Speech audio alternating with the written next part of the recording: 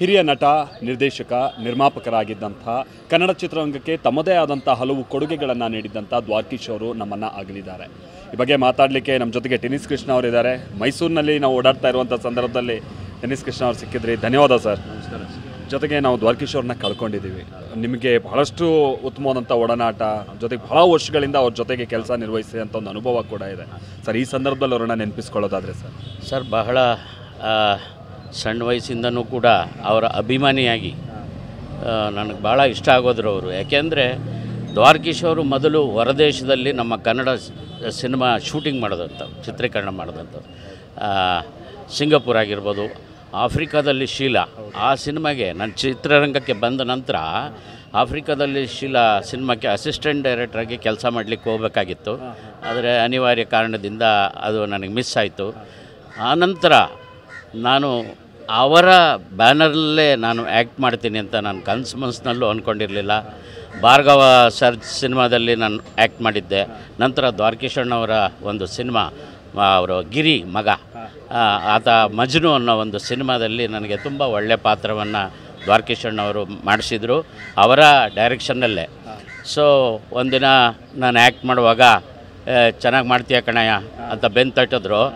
ಆ ನಂತರ ಅವ್ರು ಹೇಳಿದರು, ನಾನು ಹಂಗೆ ಅಲ್ಲಣ್ಣ ನೀವು ಹೇಳಿ ತಪ್ಪು ಅಂತಂದೆ. ಏನಂದರೆ ನಾನು ಓವರ್ ಆ್ಯಕ್ಟಿಂಗ್ ಮಾಡ್ಕೊಂಡು ಬಂದುಬಿಟ್ಟೆ ಕಣಯ್ಯ, ಆದರೂ ಜನ ಒಪ್ಕೊಂಡ್ರು ಕಣ ಅಂತಂದರು. ಇಲ್ಲಣ್ಣ ಯಾರಣ್ಣ ಓವರ್ ಆ್ಯಕ್ಟಿಂಗ್ ಅಂತ ಹೇಳಿದ್ದು, ಭಾಳ ಚೆನ್ನಾಗಿತ್ತು, ಬಂಗಾರದ ಮನುಷ್ಯ ನೋಡಿದ್ರೆ ಗೊತ್ತಾಗುತ್ತೆ, ಬೇಕಾದಷ್ಟು ಉದಾಹರಣೆ ಕೊಡ್ಬೋದು, ಎಷ್ಟು ಚೆನ್ನಾಗಿದೆ ನಿಮ್ಮ ಪಾತ್ರಗಳು ಅಂತಂದೆ. ಆಮೇಲೆ ನಾನು ಒಂದು ನೆಕ್ಸ್ಟ್ ಡೇ ನಾನು ಓವರ್ ಆ್ಯಕ್ಟಿಂಗ್ ಮಾಡೋಣ ಅಂತ ಮಾಡಿದೆ. ಇದು ಜಾಸ್ತಿ ಓವರ್ ಆಯಿತು ಅಂತಂದರು. ಅಂದರೆ ಅಷ್ಟು ತಮಾಷೆಯಾಗಿ ಅವರು ಸೆಟ್ನಲ್ಲಿರೋರು. ಆಮೇಲೆ ಮೈಸೂರು ದಸರಾಗೆ ಜೊತೆಲಿ ಎಸ್ ಎಂ ಕೃಷ್ಣ ಸಾಹೇಬರು ಅವರು ಮುಖ್ಯಮಂತ್ರಿ ಆದರು ಫಸ್ಟ್ ಟೈಮು. ಆದಾಗ ಜೊತೆಯಲ್ಲೇ ನಾವು ಮೈಸೂರು ದಸರಾಕ್ಕೆ ಪಕ್ಕದಲ್ಲೇ ಕೂತ್ಕೊಂಡು ಮಾತಾಡ್ಕೊಂಡು ಬಂದ್ವಿ. ಅವರ ಮಕ್ಕಳ ಚಿತ್ರದಲ್ಲಿ, ಗಿರಿ ಸಿನಿಮಾದಲ್ಲೂ 2-3 ಚಿತ್ರದಲ್ಲಿ ನಾನು ಪಾತ್ರ ಮಾಡಿದ್ದೀನಿ. ಆದರೆ ನಾವು ಅವ್ರನ್ನ ಕಳ್ಕೊಂಡ್ವಿ ಇಷ್ಟು ಬೇಗ. ಅಂದರೆ ಕನ್ನಡಕ್ಕೆ ಒಂದು ದೊಡ್ಡ ನಷ್ಟ ಆಯಿತು.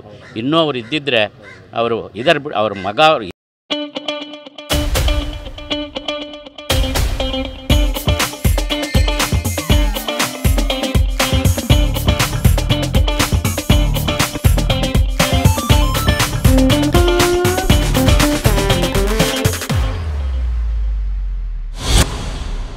ಇದ್ದಾರೆ ಅಂತಲೇ ತಿಳ್ಕೊಳ್ಳೋಣ. ಅವ್ರ ಮಗ ಅವರಿದ್ದಾರೆ, ಯೋಗೇಶು. ಸೊ ಅವರು ಕೂಡ ಸಿನಿಮಾ ರಂಗದಲ್ಲೇ ಮುಂದುವರ್ಸ್ಕೊಂಡು ಬಂದಿದ್ದಾರೆ. ಅವರಿಗೆ ಸಾವಿಲ್ಲ, ಕಲಾವಿದರಿಗೆ ಸಾವಿಲ್ಲ ಅಂತ ಹೇಳ್ತಾರಲ್ಲ ಸರ್. ಹೌದು ಸರ್. ಇನ್ನೊಂದು ವಿಚಾರ ಅಂದರೆ ಈ ಥರ ತನ್ನ ಸರ್ವಸ್ವವನ್ನು ಕೂಡ ಸಿನಿಮಾಗೆ ಮುಡಿಪಾಗಿಟ್ಟಂಥದ್ದು, ಅದು ಅವರು ಸಮಯ ಇರಬಹುದು, ಆರ್ಥಿಕವಾಗಿ ಅವರು ಬಹಳಷ್ಟು ಕಳ್ಕೊಳ್ಬೇಕಾಗಿತ್ತು, ಗಳಿಸಿದ್ದಾರೆ ಕೂಡ. ಭಾಳ ಸಂದರ್ಭದ ಏಳು ಬೀಳುಗಳನ್ನು ಕಂಡಿದ್ದಾರೆ. ಆ ಸಿನಿಮಾಗೆ ಸಂಬಂಧಪಟ್ಟಂಥ ಪ್ಯಾಷನ್ ಅವರಲ್ಲಿ ಹೇಗೆ ನೀವು ಕಂಡಿದ್ದೀರಾ ಸರ್? ನೋಡಿ, ಮೊದಲು ಮಡ್ರಾಸಲ್ಲಿ ಒಬ್ಬ ಕನ್ನಡದ ನಟನಾಗಿ ಮೊದಲು ಮನೆ ಕಟ್ಟಿದ್ದು ದ್ವಾರಕೀಶ್ ಸರ್ ಮಡ್ರಾಸಲ್ಲಿ. ಆನಂತರ ಐಷಾರಾಮಿ ಒಂದು ಕಾರು ತೊಗೊಂಡಿದ್ದು ಫಸ್ಟು ಅವರು, ದ್ವಾರಕೀಶ್ ಅವರು.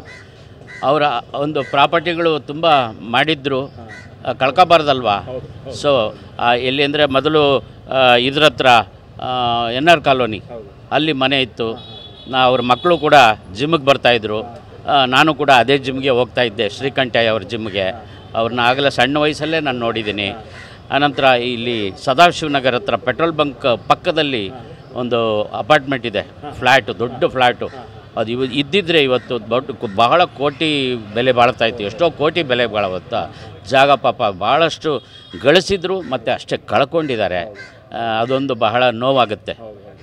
ಎಲ್ಲ ಸಿನಿಮಾಗೋಸ್ಕರನೇ ಮತ್ತೆ ಅವ್ರು ಕಳ್ಕೊಂಡಿರೋವಂಥದ್ದಲ್ವ ಸರ್? ಸಿನಿಮಾ ಒಳ್ಳೆ ಸಿನಿಮಾ ಮಾಡಬೇಕು ಅನ್ನೋ ಡಾಕ್ಟರ್ ರಾಜಣ್ಣ ಅವರ ಸಿನಿಮಾಗಳನ್ನ ಮಾಡಿದ್ದಾರೆ, ವಿಷ್ಣು ಸರ್ ಸಿನಿಮಾಗಳನ್ನ ಮಾಡಿದ್ದಾರೆ, ಹೊಸ ನಟರುಗಳನ್ನ ಸಿನಿಮಾ ರಂಗಕ್ಕೆ ನಾಯಕ ನಟನಾಗಿ ಕೊಡುಗೆಯಾಗಿ ಕೊಟ್ಟಿದ್ದಾರೆ. ಭಾಳಷ್ಟು ಜನ ಅವ್ರನ್ನ ಮರೆಯೋದಕ್ಕೆ ಸಾಧ್ಯ ಇಲ್ಲ. ಅವ್ರಿಗೆಲ್ಲ ಅವಕಾಶಗಳು ಕೊಟ್ಟು ಒಂದು ದೊಡ್ಡ ಸ್ಥಾನದಲ್ಲಿ ಮುಟ್ಟಿಸಿದ್ದಾರೆ. ಸರ್, ನೀವು ಕೊನೆಯದಾಗಿ ಅವರನ್ನು ಭೇಟಿಯಾಗಿದ್ದು, ಪಾಪ ಅವ್ರಿಗೆ ಆರೋಗ್ಯ ಸಮಸ್ಯೆ ಬಹಳ ಇತ್ತು, ಹೌದು. ಕೊನೆಯದಾಗಿ ಭೇಟಿಯಾಗಿದ್ದು ಆ ಸಂದರ್ಭದ ಒಡನಾಟ ಏನಾದರೂ ನೆನಪಿಸ್ಕೊಳ್ಳಿ. ಒಂದು ಚಾನಲ್ನ ಒಂದು ಕಾರ್ಯಕ್ರಮಕ್ಕೆ ಸೆಲೆಬ್ರಿಟಿ ಶೋ ಇತ್ತು, ಅಲ್ಲಿ ನಾನು ಭೇಟಿ ಮಾಡಿದೆ, ಮಾತಾಡಿಸಿದೆ.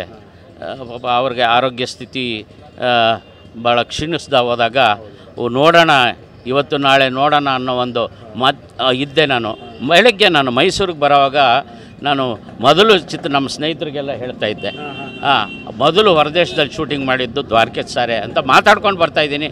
ಅಷ್ಟರಲ್ಲಿ ಸಾವಿನ ಸುದ್ದಿ ಭಾಳ ನೋವಾಯಿತು. ಭಾಳ ನೋವಾಯಿತು. ಸರ್, ಇನ್ನೊಂದು ವಿಚಾರನ ನಾನು ಅವ್ರನ್ನ ಪರ್ಸ್ನಲ್ ಆಗಿ ನೋಡಿದಂಥ ಸಂದರ್ಭದಲ್ಲಿ ವೈಯಕ್ತಿಕವಾಗಿ ಅವರು ಭಾಳ ಹಾಸ್ಯ ಪ್ರಜ್ಞೆ ಇದ್ದಂಥ ವ್ಯಕ್ತಿ. ಬಟ್ ಸಿನಿಮಾ ಅನ್ನುವಂಥ ವಿಷಯ ಬಂದಂಥ ಸಂದರ್ಭ ಅಷ್ಟೇ ಸೀರಿಯಸ್ ಆಗಿ ಅವರು ಸಿನಿಮಾ ಕೆಲಸವನ್ನು ಮಾಡ್ತಾ ಇದ್ದಂಥವ್ರು.